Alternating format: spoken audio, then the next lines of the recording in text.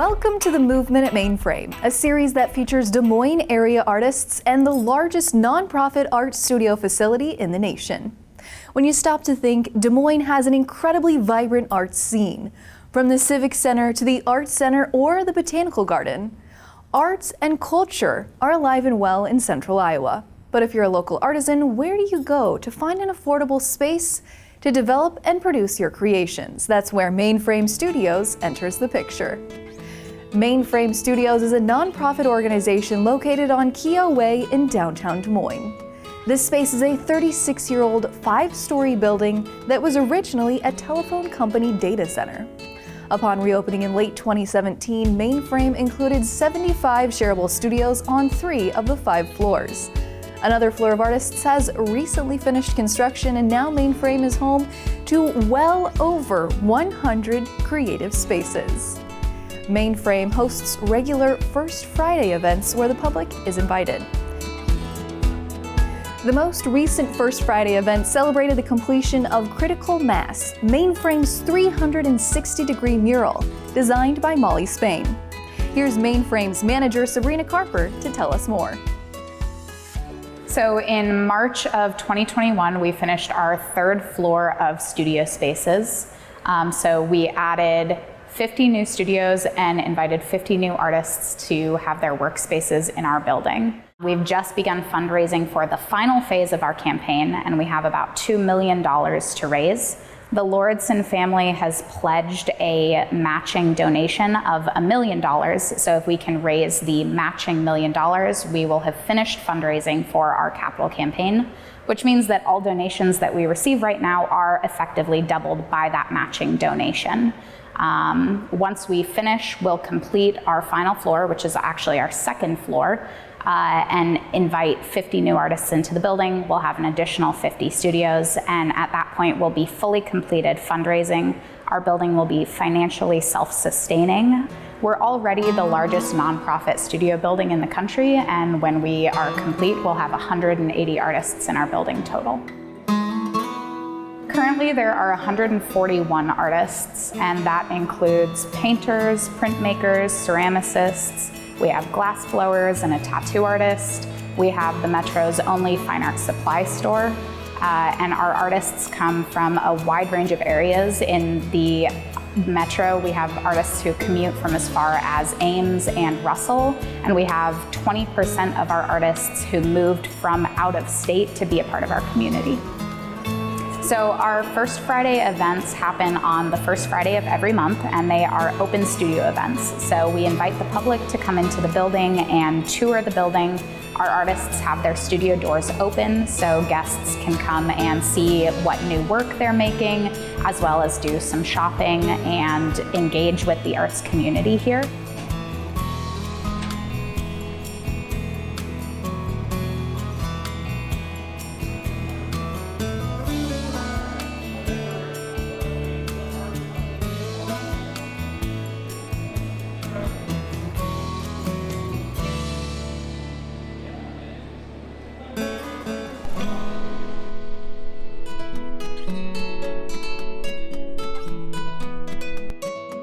Tonight, we are celebrating the completion of our 360-degree mural entitled Critical Mass. It was designed by Molly Spain, who has a studio here in the building. And she was really inspired both by the brutalist architecture of our building and also by the wealth of creativity that we have inside. So she designed these stacking totem shapes and colorful repetitions to indicate the stacks of creatives that we have here. Our building's currently fully occupied. We have a waiting list of about 100 artists. We really encourage artists to continue applying.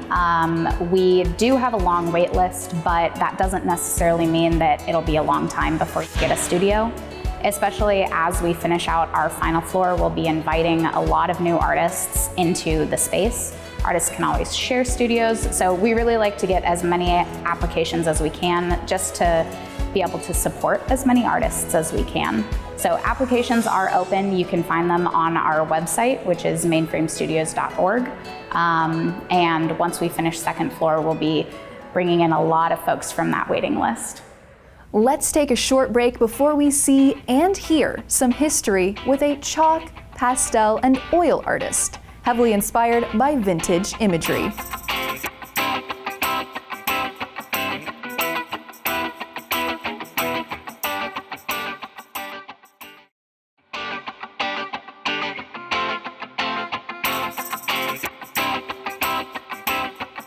A self-taught artist, Sarah Schroeder's chalk-based art often focuses on historical feminism.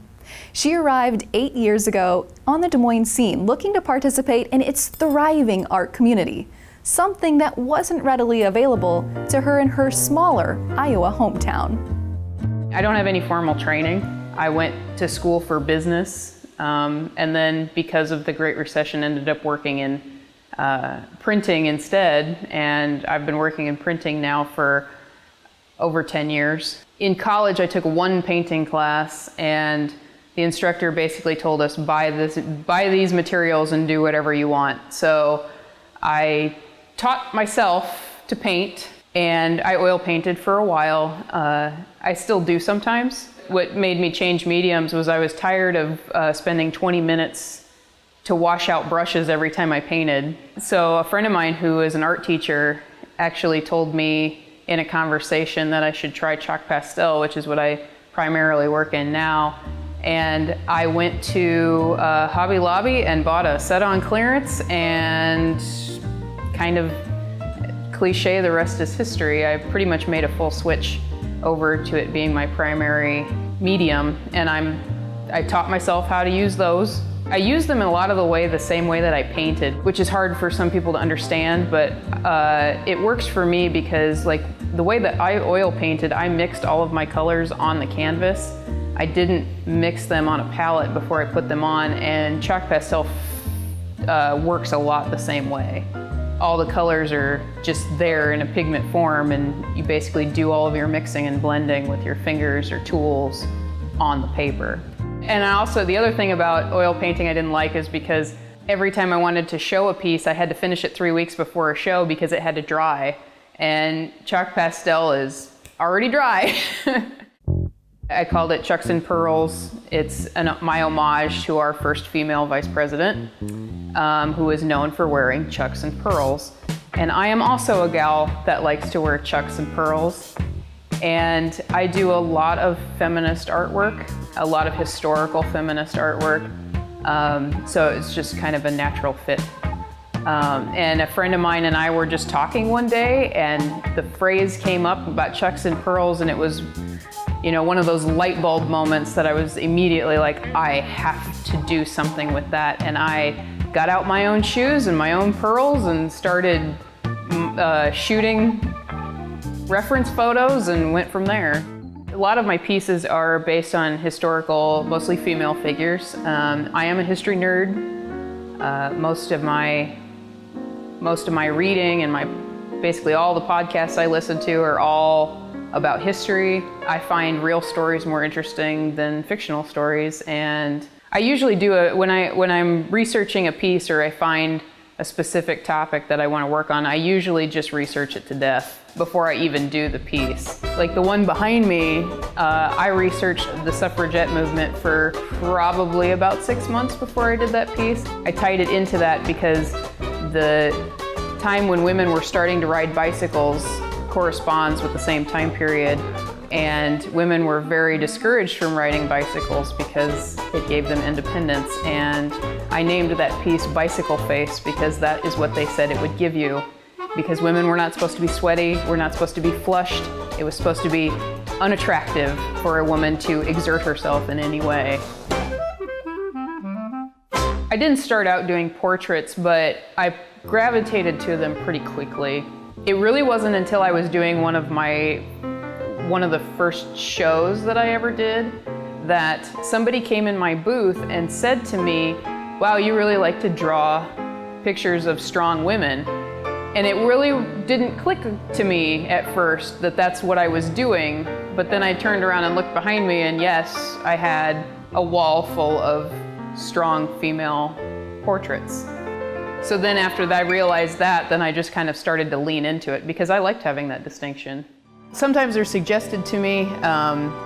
The Princess Leia portrait I did, a friend of mine is a huge Star Wars fan. I actually did that piece while Carrie Fisher was still alive, and a friend of mine badgered me and badgered me and badgered me to do that piece. I found a reference that had the thing that I absolutely love to draw the most, which is fabric.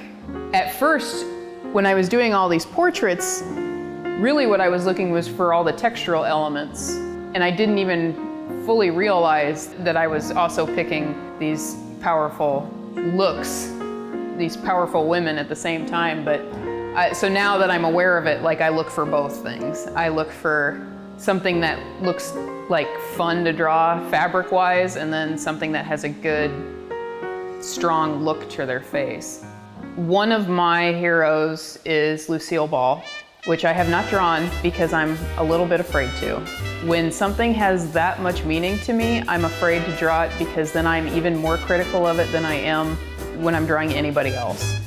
I spent a lot of time with my grandmother as a kid, which I think is one reason why I like vintage imagery and style and history so much, is because she was a genealogist. I inherited a lot of their photographs. They all have all the information written on them, so I know exactly what everything is. And it wasn't until I was an adult that I realized that not a lot of people have that. That kind of kick-started me in that direction, and I've just kept going ever since because I'm always hungry for content. More historical content. I moved into Mainframe initially on the first floor in August of 2019. I've wanted to be in here since the very first open house that they held. I came to it. I had some friends that were on the fourth floor when it initially opened. Came and immediately that night after getting home, I put in my application. I love that this place is designed specifically for artist studio space. They completely gutted everything and set it up specifically for this purpose. We have, huge wash sinks and big wide hallways and freight elevator and all these things that make this an easy place for us to work, and also make it an easy place for people to come in and look around and discover all of this. I haven't really had a chance to do much collaboration with anybody in the building, but at this point in my career, this is still just a hobby for me. One of my favorite movies is the movie Twister, and I found this really great shot of the main character in a very powerful stance, and as soon as I saw that, I'm like, I knew I have to draw this.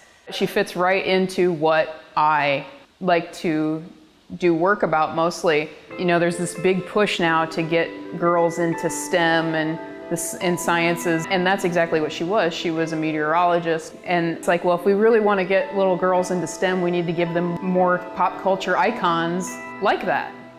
As far as lofty goals, I mean, we'd all like to be famous, right?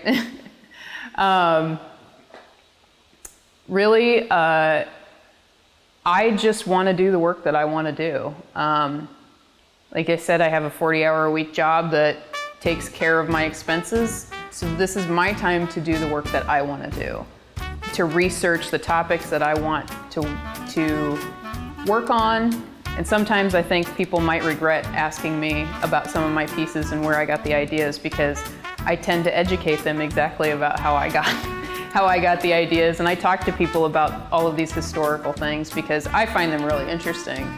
I don't know if everybody else finds them as interesting as I do, but so it's I probably do take on that role of an educator to an extent with my artwork. One of my pieces is one of the first British pilots. Her name was Amy Johnson, and most people think it's Amelia Earhart. I shouldn't let it bother me, but being a history nerd, it bothers me.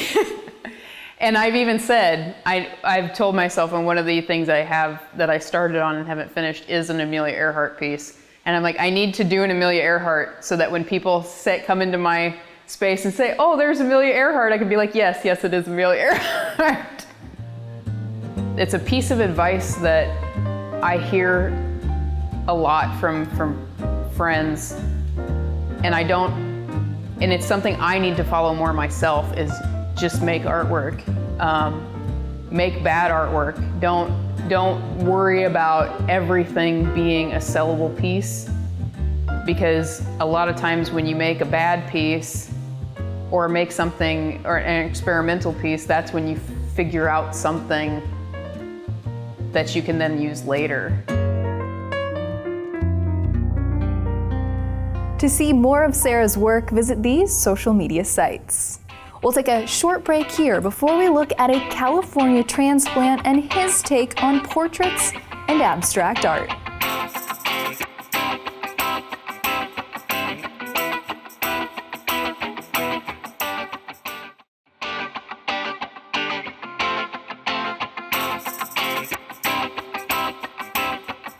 Originally from California, fine art painter Buffalo Bonker moved to Iowa seeking a quiet place to paint. Thinking he would only be here for 6 to 9 months, he's now been painting in the Des Moines area for 28 years. So Buffalo is not my given name.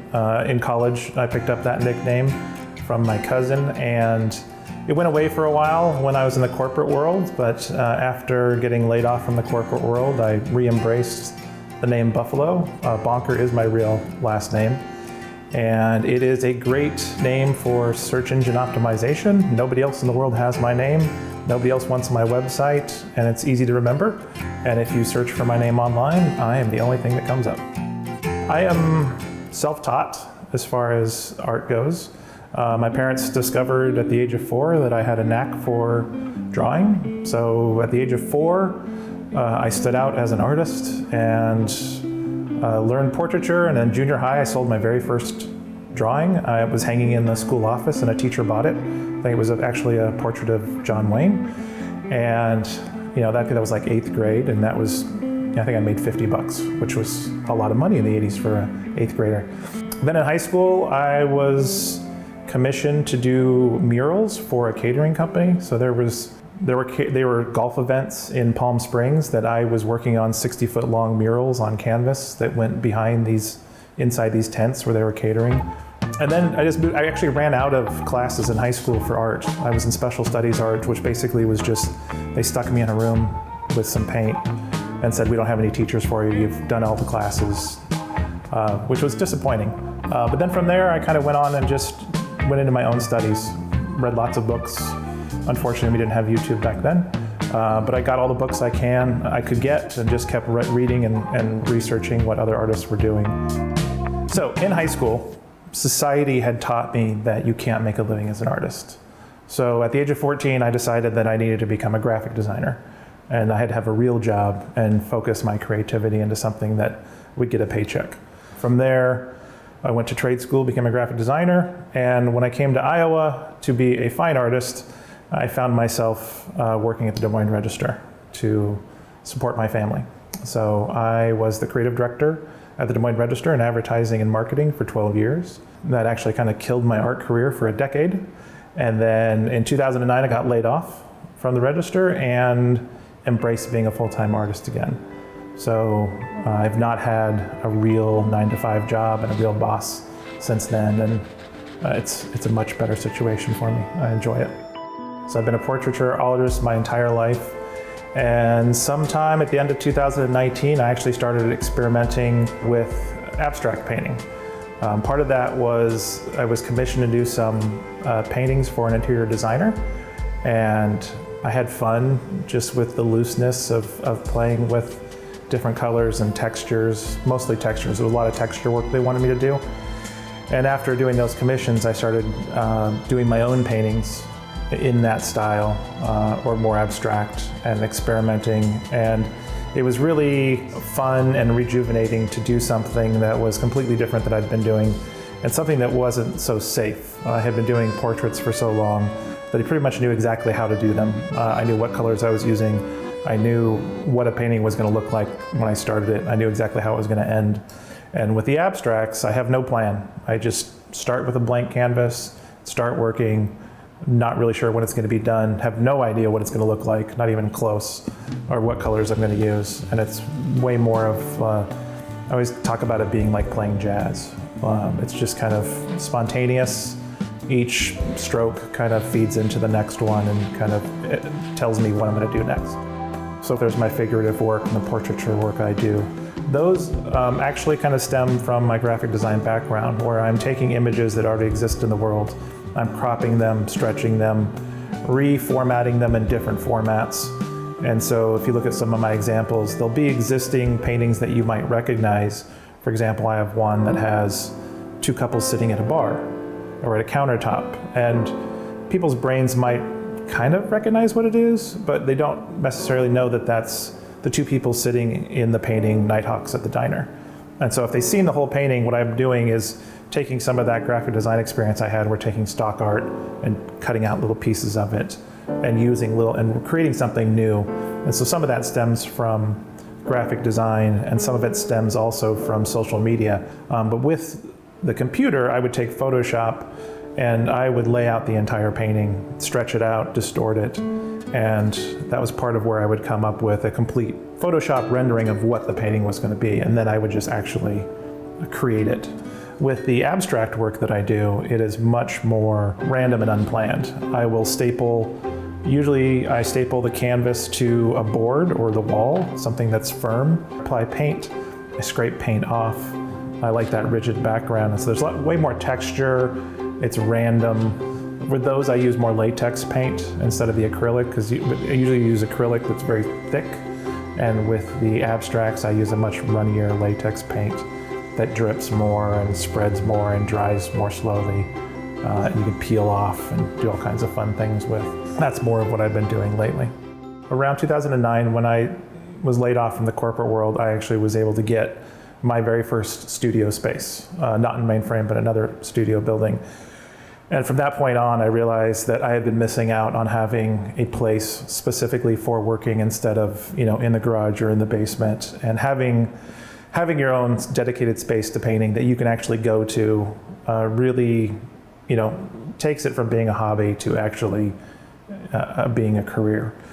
And I never want to lose that. But with Mainframe, when it was first conceived of, Justin Mendelbaum, I knew him previously, and he sent me some questionnaires, and he kind of used me as a focus group to kind of get some ideas on what the demands were in Des Moines for an artist who was already renting studio space. So I was aware of it very early on, and I got in on the first wave of people moving in. So in 2017, I moved into the fourth floor, the first floor that was opened up, and just March 1st, moved down here to the third floor. I'm now on the third floor. And having a building like this with so many artists and so many creatives, and it really is fantastic, and being able to talk to other artists. The monthly open studios is great. I mean, that's one of the best things about having a studio space, is having the public come and see your work. If you're not having a gallery that's constantly doing that. Mainframe is a constant beacon of the art scene here in Des Moines.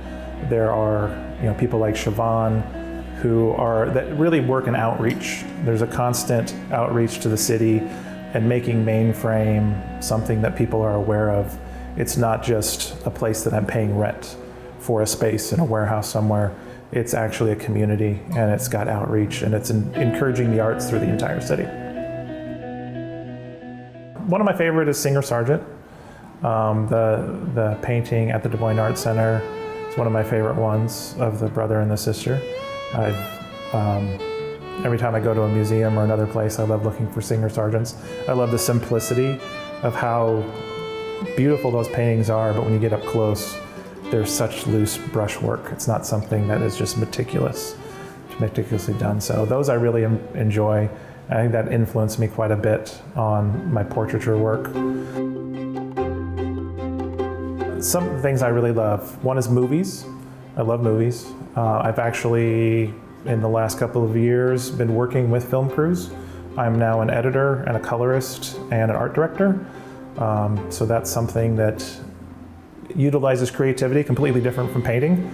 But it's a great outlet, and I really enjoyed that. And especially since I love movies so much, it's really nice to be behind the scenes.